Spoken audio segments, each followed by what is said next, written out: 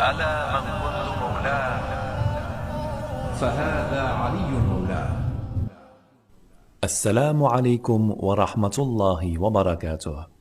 Allahumma salli ala Muhammadin wa ali Muhammad. Faut-il jeûner le jour de Ashura, le 10e jour du mois de Muharram? Réponse: non. Pourquoi? Eh bien, car il n'existe aucune preuve claire à ce sujet. Bien qu'il existe quelques hadiths allant dans ce sens, ils sont tous rendus caducs par le développement qui va suivre. Mettons en évidence les hadiths mentionnant ce jeûne. Sahih al-Bukhari, hadith 2002.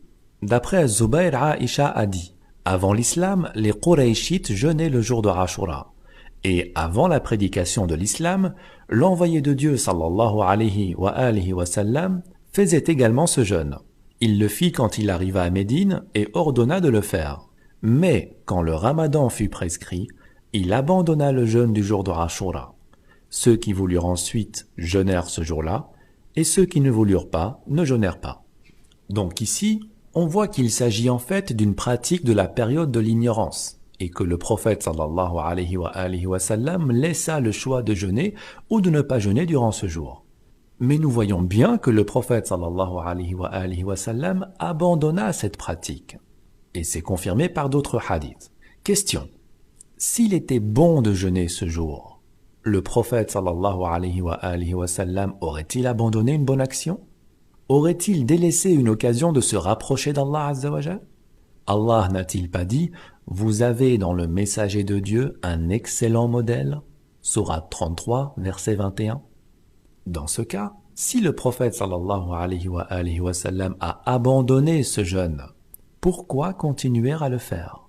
D'ailleurs, plusieurs compagnons l'ont aussi abandonné.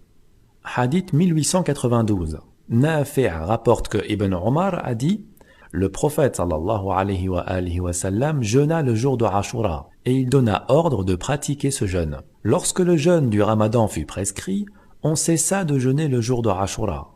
Et Abdullah ibn Omar ne jeûnait le jour de Ashura qu'autant que cela tombait dans un de ses jours de jeûne volontaire.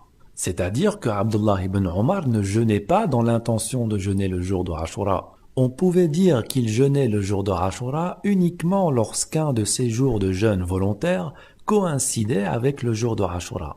Donc sa niya n'a jamais été de jeûner le jour de Ashura. Sahih de Muslim, hadith 2648. Al-Ash'ath ibn Qais entra chez Abdullah ibn Mas'ud qui dînait. Celui-ci l'invita: « Ô Abu Muhammad, approche et mange. » Il répondit: « N'est-ce pas aujourd'hui le jour de Ashura? » « Sais-tu seulement ce qu'est le jour de Ashura » demanda Abdullah. « Qu'est-ce que c'est » reprit Al-Ash'ath. Abdullah répondit: « C'est un jour que le messager d'Allah sallallahu alayhi wa sallam jeûnait avant la révélation du mois de Ramadan.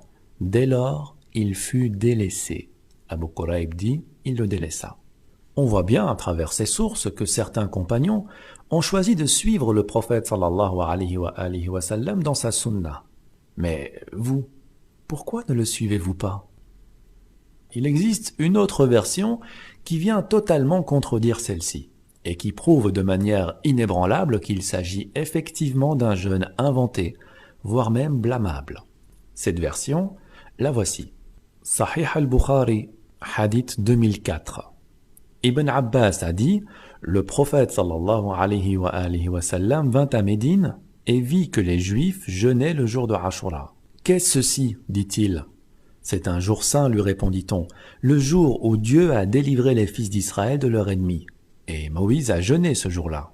Moi, dit-il, j'ai plus de droit sur Moïse que vous. Et il jeûna, et il ordonna de jeûner. Question: comment Aïcha peut-elle ignorer ce fait? Étant donné que selon la version rapportée par elle, il s'agirait d'un jeûne de l'époque de la Jahiliya, de l'époque de l'ignorance, donc qui existait déjà bien avant que le prophète sallallahu alayhi wa sallam n'émigre vers Médine. Alors que dans cette version, nous voyons que c'est un jeûne que le prophète sallallahu alayhi wa sallam ignorait et qu'il ne pratiquait pas avant son arrivée à Médine. Une très lourde contradiction. Nous voyons aussi que le jeûne du jour de Ashura serait considéré comme un jour de fête par les Juifs. Alors, de manière totalement naturelle, le prophète sallallahu alayhi wa sallam a copié les juifs dans leur pratique, comme ça, normal, comme si ce verset n'avait plus aucun sens. Ni les juifs, ni les chrétiens ne seront jamais satisfaits de toi, jusqu'à ce que tu suives leur religion. Sourate 2, versets 120. Comment peut-on accepter le fait que le prophète sallallahu alayhi wa sallam suive les juifs dans leur pratique alors qu'il est censé guider les juifs vers l'islam véridique? Comment peut-on accepter également le fait que le prophète sallallahu alayhi wa sallam ignore qu'il s'agit du jour où Moussa alayhi salam a aussi jeûné, puisqu'il leur pose la question? Le prophète est un ignorant? Ce sont les Juifs qui lui apprennent cet événement et lui ne le savait pas apparemment. Les Juifs ont-ils plus de connaissances sur Moussa alayhi salam que le prophète lui-même? Pourtant, que dit le prophète sallallahu alayhi wa sallam à ce sujet? Sahih al-Bukhari 3456. Abu Sa'id al-Khudri rapporte que le prophète sallallahu alayhi wa sallam a dit: vous suivrez la voie de ceux qui vous ont précédés empan par empan, coudée par coudée, en sorte que s'ils avaient voulu entrer dans un trou de lézard, vous les auriez suivis. Ô envoyé de Dieu, nous écriâmes-nous, tu parles des Juifs et des chrétiens? Et alors, répliqua-t-il, de qui donc serait-ce? De qui d'autre pensez-vous que je parle? Au 7362, Abu Hurayra a dit: les gens du livre lisaient la Torah en hébreu et l'expliquaient en arabe aux musulmans. L'envoyé de Dieu sallallahu alayhi wa sallam dit: n'ajoutez pas foi aux gens du livre. La tusaddiqu ahl al-kitab, ne croyez pas aux gens du livre, mais ne les traitez pas non plus d'imposteurs. Dites seulement: nous croyons en Dieu et en ce qui est descendu sur nous et en ce qui est descendu sur vous. Le hadith suivant, Ubaydallah ibn Abdallah rapporte qu'Ibn Abbas a dit: comment vous interrogez les gens du livre sur quelque chose alors que votre livre qui a été révélé à l'envoyé de Dieu sallallahu alayhi wa sallam est plus récent et que vous pouvez le lire d'une façon certaine et sans aucun mélange? Ce livre, le Coran, vous a rapporté que les gens du livre avaient altéré et modifié le livre de Dieu et qu'ils avaient écrit de leurs mains ce livre en disant qu'ils l'avaient ainsi reçu de Dieu. C'était afin de le vendre à vil prix. Ce qui est parvenu en fait de science ne vous empêche-t-il pas de leur poser des questions? C'est-à-dire, est-ce que toute la science que vous avez reçue n'est pas une raison suffisante pour arrêter de leur poser des questions? Comment est-ce possible que le prophète sallallahu alayhi wa sallam suive les Juifs alors qu'il est interdit de les suivre et de leur poser des questions sur la religion? Voyez-vous, lorsqu'un hadith est fabriqué, il ne fait pas beaucoup de chemin dans le couloir de la vérité. De plus, il y a d'autres éléments qui apparaissent dans ce hadith, notamment le fait que le prophète sallallahu alayhi wa sallam ait rencontré les Juifs dont on parle peu après son arrivée à Médine, lors donc de sa première émigration, durant la première année de l'hégire, puisque le calendrier est justement basé sur cette même émigration. Donc, lorsqu'il est fait usage du terme Ashura dans ce hadith qui veut dire le 10e, sous-entendu le 10e jour, il s'agit du 10e jour du mois dans lequel le prophète sallallahu alayhi wa sallam est arrivé à Médine.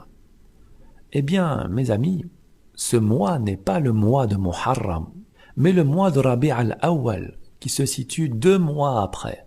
On a Muharram, Safar et Rabi' al-Awwal. La preuve, At-Tanbih wal-Ishraf, page 252, où il est dit que le mois de Muharram se situe 2 mois avant l'arrivée du prophète sallallahu alayhi wa sallam à Médine. Il est également relaté dans Tarikh at-Tabari, au volume 2, à la page 388, que l'émigration à Médine avait effectivement lieu durant le mois de Rabi' al-Awwal. Et également dans le Sahih al-Bukhari au hadith 3906, où nous lisons: les musulmans de Médine qui avaient appris que le messager de Dieu sallallahu alayhi wa sallam était parti de la Mecque se rendirent tous les matins de bonne heure à Al-Harra pour attendre sa venue. Et ils ne quittaient la place que lorsque la forte chaleur du jour les y contraignait. Un jour qu'ils s'en étaient retournés après une longue attente et qu'ils venaient de regagner leur demeure, un juif qui était monté sur un des donjons pour voir quelque chose aperçut l'envoyé de Dieu sallallahu alayhi wa sallam et ses compagnons, tous vêtus de blanc et enveloppés par la brume du mirage. À cette vue, le juif ne put se contenir et il cria de sa voix la plus forte « Ô troupes d'Arabes, voici votre ancêtre que vous attendez !» Aussitôt, les musulmans se précipitèrent sur leurs armes et accueillèrent l'envoyé de Dieu sallallahu alayhi wa sallam au sommet d'Al-Harra. Le prophète sallallahu alayhi wa sallam se porta alors sur la droite avec eux et vint descendre avec eux chez les Banu Amr ibn Auf. C'était un lundi du mois de Rabi' Ier, Rabi' al-Awwal. Donc, le jeûne du 10e jour du mois de Muharram ne tient absolument sur rien. Le prophète sallallahu alayhi wa sallam n'a jamais vu les Juifs jeûner durant le 10e jour du mois de Muharram à Médine, étant donné qu'ils n'étaient pas à Médine. Si on devait suivre les Juifs dans leur pratique, on aurait dû alors jeûner le 10e jour du mois de Rabi' al-Awwal, à supposer bien sûr que ce jeûne ait bien existé. On va me dire, peut-être qu'il s'agit du Muharram de l'année suivante. Eh bien, dans ce cas, je remets l'argument précédent en avant. Comment se fait-il que le prophète sallallahu alayhi wa sallam ignore qu'il s'agit du jour où Moussa délivra les Juifs? Et pourquoi est-ce que le prophète sallallahu alayhi wa sallam suit l'enseignement des Juifs alors qu'il est celui qui devrait leur donner un enseignement? Il est assez ironique d'entendre les gens dire qu'il s'agit d'un acte extrêmement important et qu'on devrait tous jeûner durant Ashura bien que cela ne soit basé sur rien, alors qu'il existe tant d'autres actes qui font réellement partie de la sunna, prouvés par des dizaines de textes et qui sont totalement négligés. Si vous êtes tellement concerné par cette sunna, pourquoi ne l'êtes-vous pas pour celles qui ont été modifiées ou qui ont été abandonnées à tort? Pourquoi ne faites-vous pas autant de bruit lorsqu'on vous prouve noir sur blanc que le prophète sallallahu alayhi wa sallam disait par exemple « Hayya ala khayril amal » dans son adhan? C'est étrange. Vous vous attachez et donnez une importance titanesque à des sunnas qui n'en sont pas réellement et vous abandonnez celles qui font partie intégrante de la tradition prophétique. Vous êtes dans une chute continuelle et au lieu de vous attacher à ce qui peut vous sauver, vous préférez attraper le vent. Il ne faudra pas vous étonner de la perpétuelle douleur que vous ressentirez lors de votre atterrissage. On me dira, pourquoi faire tout un plat à propos d'un jour de jeûne? Si nous jeûnons, c'est pour Allah et pour se rapprocher davantage de lui. Eh bien, il y a deux raisons. Tout d'abord, par souci d'adhérer et de perpétuer la sunna. Je reprendrai un exemple que j'avais déjà utilisé. La sunna nous demande d'effectuer une prière de 4 inclinaisons pour la prière de Dhuhr. Si on en effectue une 5e, on prie plus. Donc, on se rapproche plus d'Allah selon cette logique. Et pourtant, la prière ne sera pas valide. Il faudra la recommencer pour la simple et bonne raison qu'elle ne correspond pas à l'enseignement prophétique. Et il en est de même concernant le fait de jeûner pour une occasion n'ayant jamais fait partie de la sunna prophétique. La seconde raison est que ce jeûne, mes amis, ainsi que toutes les festivités qui l'entourent, nous savons par exemple qu'au Maroc, Ashura est considéré comme un événement festif, un jour où il faut rendre les enfants heureux, eh bien, cette pratique a été imposée et transmise par les Omeyyades qui se sont réjouis d'avoir assassiné Al-Hussein alayhi salam, le petit-fils du prophète sallallahu alayhi wa sallam.